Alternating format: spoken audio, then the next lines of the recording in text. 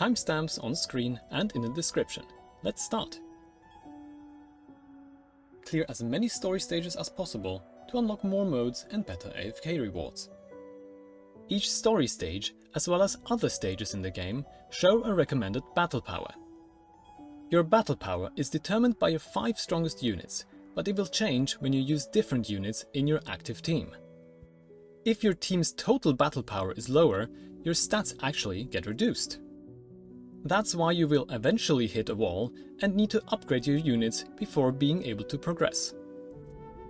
If you're a casual player, enjoy the story and plan in a good amount of time. But if you're a sweaty gamer like me, skip the story completely and catch up later.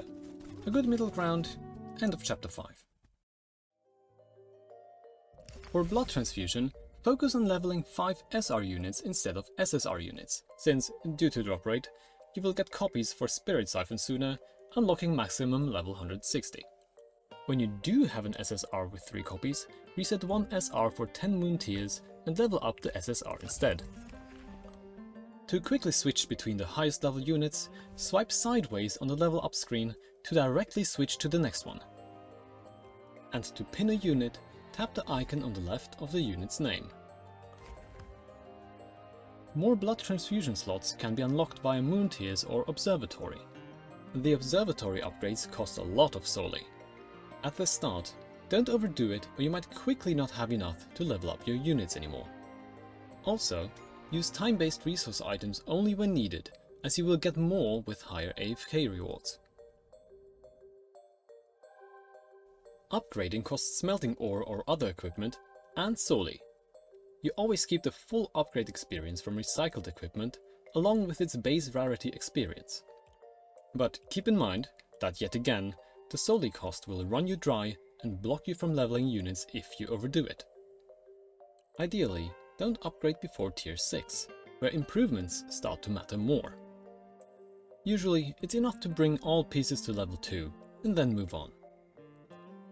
Consider skipping upgrades on the bottom left attack piece for healers and on the bottom right piece for damage dealers, unless you struggle with survivability.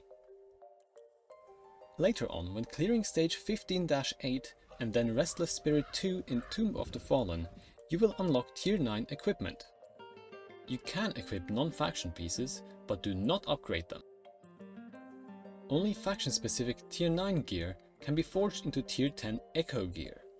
Echo gear is bound to the unit, adds randomized substats, and can be re-rolled with resources to better fit your unit's strength.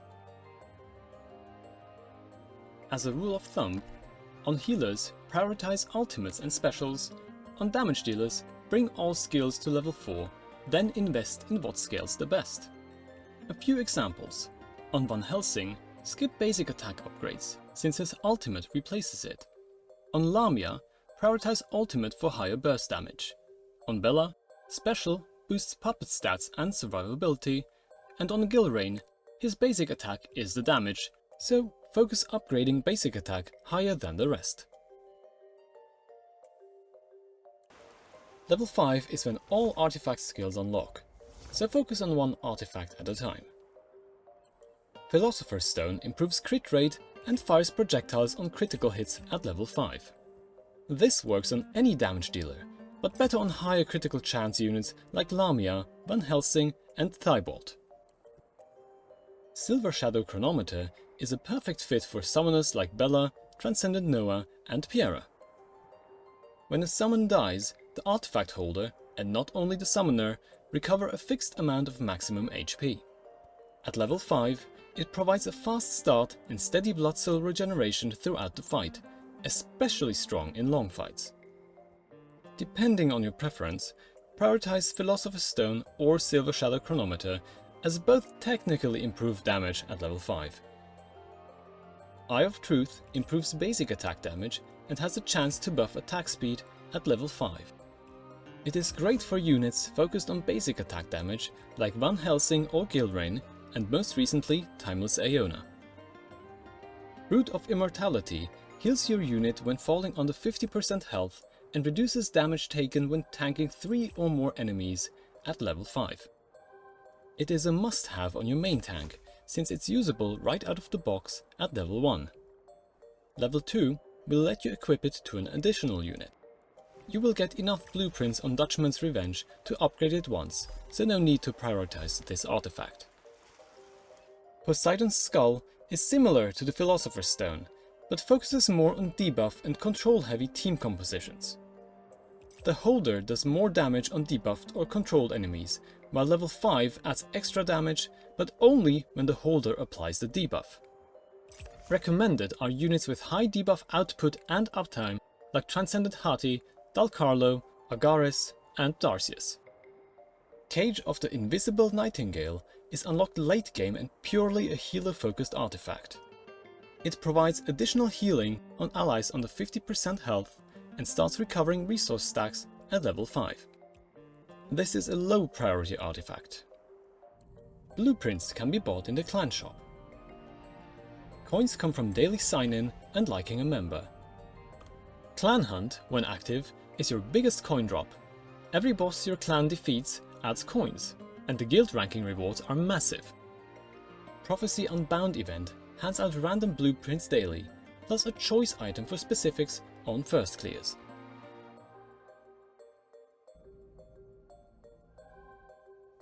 Upgrading Affinity boosts unit stats. Keep in mind that faction-specific gifts give extra points, so only use them on matching units. They will be shown on the left instead of far on the right when they match.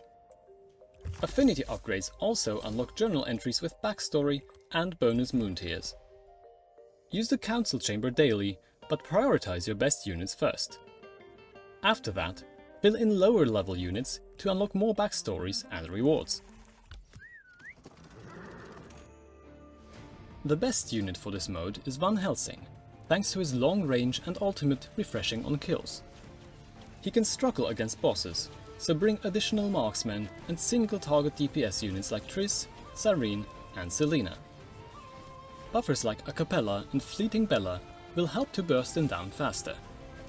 Make sure to include at least one unit from each moon phase to trigger the Blood Moon buff. For sealed relics, Wooden Aerocraft is one of the strongest picks, adding extra projectiles to marksman basic attacks. After that, prioritize your main DPS's personal relic. Drag matching items beside a sealed relic to complete it, and delete less useful items if you're running out of space.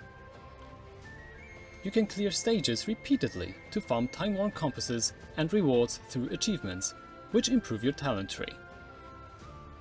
This is also a good time to complete unit-specific sealed relics for additional achievements.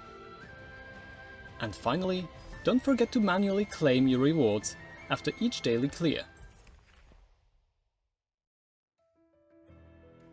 Always fight the most recent boss, even if you can't clear it yet. Rewards from older bosses become obsolete, so there's no reason to go back. Bella is recommended as a standard tank throughout all following bosses. Bring a mix of healers and damage dealers. Starry-Eyed Aeona, Yggdrasil and Amy can relocate your team to dodge telegraphed attacks. Use area or single target ultimates to destroy the side pillars. This deals extra damage to the boss. Do this during the second phase to speed things up. Your focus is to kill the summoned units, as this will damage the boss. If spawned enemies survive for too long, the boss inflicts heavy team-wide damage. It is important to have targetable ultimates, so for attackers, Lamia is a great pick, as she can clear all enemies in the first phase if strong enough. Use Dalcarlo, Piebald, Transcendent Noah and Limine to clean up the rest. Cessia can also be used for this when placed in the center. Save some ultimate charge for when the boss channels an attack. You'll need burst damage to avoid getting wiped out. Bring supports like Acapella, Starry-Eyed Aeona, Seth and Adina. Keep your ultimates ready for when he's channeling. Failing to interrupt him 3 times triggers massive team-wide damage. During the fog phase, focus the wolves that keep summoning enemies to end the phase. In the final phase, a sword entity charges an attack which can wipe your team if not taken care of. Recommended units are Lamia for burst damage, Van Helsing during the fog phase, and any additional damage dealers you can offer. Bring the usual supports like Acapella, Starry-Eyed Iona, Edina, and Seth. Eggs and swarms spawn throughout the first phase and need to be cleared quickly. Egg spiders will focus down units one by one, while swarm spiders eventually explode and can wipe your team if left unchecked. Area damage is essential here. Van Helsing's ultimate prioritizes adds, while units like Lamia, Dalcarlo, Limine, Agnes and Thibault all provide reliable wave clear. In the final phase, enemy damage overall ramps up significantly. Sheila's sword can be attacked and broken. Place an area attack on its resting position or target it directly to cause damage. Keep this optional if you struggle with survivability, and focus on proper attack and healing rotations. Seth or Fleeting Bella can help purify debuffs. If they're not available, bring two supports like Acapella, Edina, Iona or Starry-Eyed Iona to keep your team alive. In Infinite Abyss, attempt the Tower of Purification periodically, but make sure to clear the faction-specific towers daily. You only get limited daily attempts. These are difficult early on due to limited faction options, but get easier as you unlock more units and boost them via blood transfusion. For clearing these, you get faction-specific shards. Consider using the Ancestral Coffin from the Embrace bonus event only after collecting one set of perfect Ancestral shards. That way, you avoid getting duplicates. Blood Arena is Silver and Blood's PvP content. Gauntlet pits one team against another at synced levels, while Crucible uses a 2 out of 3 battle system with actual levels, so this content is going to be tough. There are a few tricks to be found in both modes. In Gauntlet, when preparing for battle, you can assign what ultimates are used first. The order is from left to right. That way, you can aim for a quick initial burst or set up a combo according to your team.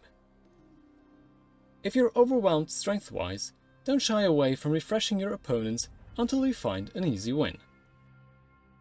In the Crucible mode, make sure to get any ranking as quickly as possible, since it will reward you with a huge amount of Mark of Bravery per hour.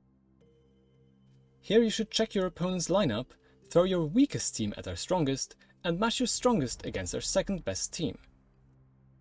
Here you cannot predefine the initial ultimate order, so some parts are based on luck.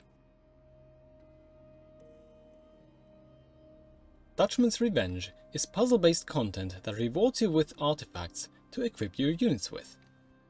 The further your story progress is, the more artifacts you can unlock. For upgrade recommendations, see the artifact section at 3:30. The limited time banner features the newest released units. In general, save all your moon tiers for time-limited banner pulls. When a strong unit comes up, you can guarantee at least one copy by saving ahead of time instead of waiting for their later introduction. On the Blue Dawn regular banner, you can eventually choose your preferred units with the alter function. You pick 5 units from each faction to form a pool of 15, and one of these is guaranteed on an SSR pool. Out of the currently available units, Bella, Acapella, Van Helsing, Lamia, Dalcarlo and Starry-Eyed Iona build an overall solid roster for any stages. For Church, take Thibault for area damage and critical chance boost, Nicole due to low initial ultimate cost to trigger Blood Moon buff on short fights, and Edina or Yggdrasil for additional sustain. For Bloodborne, take Dalcarlo for targeted area damage, Otavia for magic damage teams, and fill the 5th spot to your liking, but don't choose Kayn. For Kingdom, take Gilrain for high basic attack damage, Cessia for summon-based team compositions, Friedrich to fill a tank spot, and Risa as additional damage dealer. Ancestral units, which are usually stronger, are handled separately and cannot be chosen in the altar. Seth boasts strong healing and status removal, Transcendent Hati and Transcendent Noah are great damage dealers, and Transcendent Amy is a very strong tank alongside Bella. Prioritize these in the Embrace bonus rewards and grab the ones you don't have yet, so you can use them in Infinite Tower and multi-team content. The Crescent Moon banner is a paid-only banner, limited to initial release units, including common ancestrals. The Celestial Concerto banner uses currency you receive from your friend list. Make sure to max out the received amount daily for 3 extra pulls per day. This banner does not include ancestral units, but is a great way to fill your roster and get more perfect shards from the shop. In the general store, always grab the daily freebie. With a far enough upgraded observatory, you can refresh the store for free to grab another one. Gear purchases are a very bad deal, so don't touch those. In the Covenant shop, you can spend spirit scraps gained from any unit pulls that are already at maximum spirit siphon. Start with perfect shards and the 40% discounted awakening fragments. In the Echo shop, you can spend fragrant residue gained from pulling units on the regular Blue Dawn banner. If you don't see a desired unit spirit, you will have to wait for the next day's reset and check again. In the Blood shop, you can spend Mark of Bravery gained from Blood Arena PvP activities. Focus on the crystal balls corresponding to your best unit's class to upgrade skills with. Yet again, do not touch the gear pieces. In the Clan shop, you can spend your clan crests from clan activities for artifact blueprints. Focus on upgrading one artifact at a time until the additional skill on level 5 is unlocked. To see what to prioritize, see the artifact section at 3:30. If you decide to spend, you should look for the best moon tier ratio when purchasing packs, while preferring limited time unit pulls. The best value comes from the monthly pacts. New Moon Pact provides a steady flow of moon tiers, while the Full Moon Pact gives a daily resource chest. The Red Skill upgrade material and Soli are especially valuable. The Journey Together packs hand out only moon tiers, which is a strong option compared to other packs that mix in regular summons with the lower moon tier counts. This concludes the Ultra-Condensed beginner guide for Silver and Blood. If you found it useful, consider subscribing. I'll be covering more events and guides soon.